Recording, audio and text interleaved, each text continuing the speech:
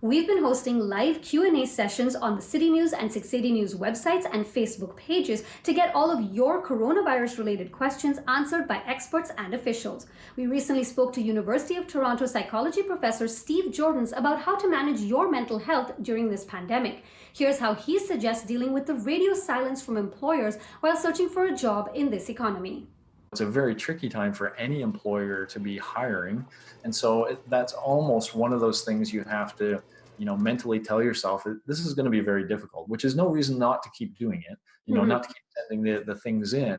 But it's probably, you might want to mentally tell yourself it's probably going to be a month or two before that's going to be, a very viable way of finding a job.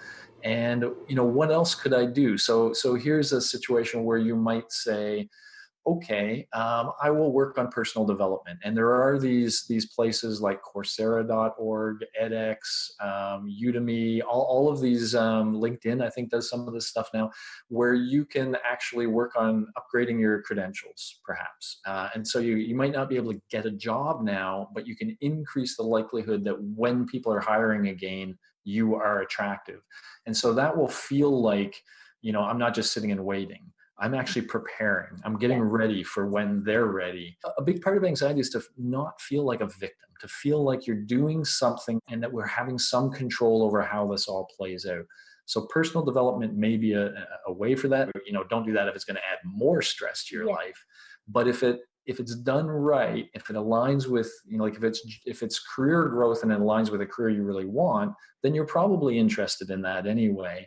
And as long as it feels like it's reducing your stress and anxiety, then that's what I would recommend in that situation. We'll be doing more Q&As on different topics related to COVID-19 in the coming weeks, so keep an eye on our social pages to submit your questions. You can read and watch the full session with Professor Jordans on our websites citynews.ca and 680news.com. Point your phone camera to the code you see on the screen right now and a link will pop up to take you directly to the article. For City News, I'm Doshad Burman.